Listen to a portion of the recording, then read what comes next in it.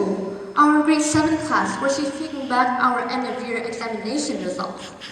It was a history test, I remember clearly, on the topic of the Battle of Mae Dong, one of the greatest victories in the Vietnam military archive. The whole class was filled with a breathless silence as each paper got placed down on our tables, one by one, carefully. The racing beat of my heart pulsated under each vein of my fingertips as I brought up the courage to finally turn the test.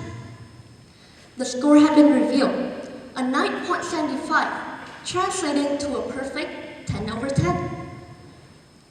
I breathed the deepest sign of relief from the bottom of my lungs because I knew this was the final indication for me to complete my final goal, to get a 10 out of 10 for all of my end-of-year tests. Yet never would I knew that I was going to collapse immediately, just the moment after. A few of my friends and I were cross-checking our tests to go over the mistakes we had, as I heard a shrilling, insisting voice from the person right next to me. "Teacher, she got one question wrong. Please minus 0.25 points for her." Just to give you a little background information on this, the Vietnamese marking system is based on a scale of 0 to 10. A 9.75 would be translated to a 10, while a 9.25 would be rounded down to a 9. My score, a 9.5, however, would be kept the same as it is, which means I did not get a 10. My body was racked by the deafening thought. My throat tightened. I wanted to stop the plummeting flood of tears coming down, racing from my cheeks, but it was impossible. Even though I have received the highest grade in the class, it still didn't feel like it was enough. Some of you here in the audience might find this story of mine to be a little bit funny, or even a little bit extreme. However, to those of you in the stadium today that find yourself to be a perfectionist, you might have experienced this incident in one way or another. But I'm sure we can all agree on one thing: the negative roller coaster of emotions, of pain, of distress, of disappointment, and most importantly, of the feeling of never being satisfied with yourself for what you have done. My personal story with perfectionism began when I started my middle school years. At first, I thought that this overwhelming power of perfectionism wasn't completely bad after all. Maybe it was that idea of reaching and chasing perfection that fueled me to do things that other people didn't seem to mind. Through the looking glass, I see a girl who wouldn't and will never dare to hand in anything short of her absolute best, no matter an assignment, a project, or even just a small task. Through the looking glass, I see a girl who dares to go the extra mile, even though she'll meet many obstacles along the way. And most importantly, through the looking glass, I see a girl who dares to seek the discomfort, finding every possible way, even if it means she'll fall 100, 1,000 times along the way to reach a perfectly polished final product. I look at the mirror in fear, as the distorted image of myself fractured into fragments under the ever-growing ripples. Was it really worth it after all? I questioned myself. Seeing that, and came to a realization that I am no longer the happy-go-lucky, carefree teenager, but one who heavily critiques the past and constantly worries about the future. So, until now, you might be wondering, what is this girl really doing on the TEDx stage today? Well, please allow me to tell you another personal story of mine. Back when I was in grade 8, the first year that I moved to ISV, my English class was given an assignment for writing for an essay competition by the World Bank with the topic, Improving Education education outcomes.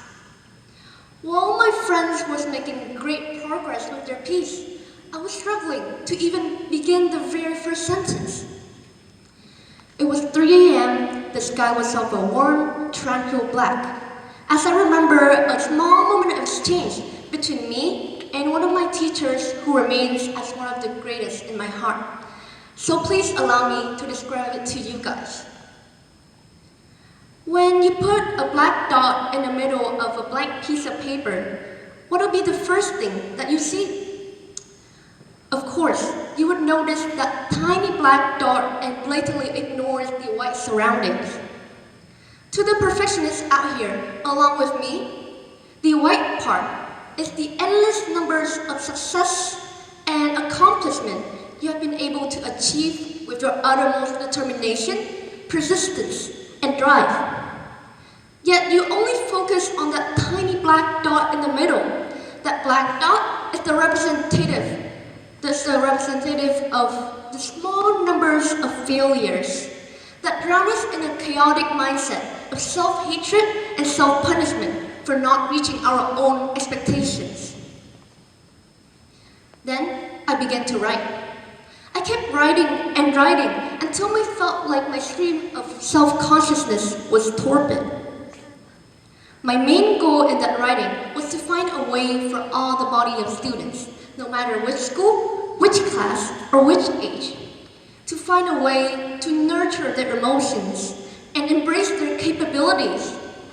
However, as I immersed myself in different environments through the year, I slowly recognized that it is the community of students, of young students who identify themselves as perfectionists, those who struggle the most with fighting the internal conflict for searching for a likable part of themselves, are those that need to hear these words the most. And I am lucky enough to have been able to find an activity in which I consider to be a blessing, a passion, and a major part of my own identity. To those of you who knows me, you can probably guess this in just a blink of an eye. And it is, of course, nothing but painting. My free time wasn't anything short of fun.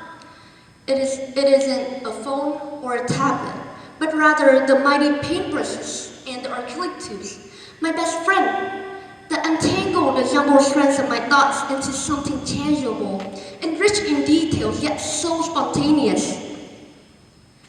Each detail must be done with the uttermost care. I tell myself every time, paying attention to the traces of strokes, where the easygoing softness miraculously blends with the grainy roughness.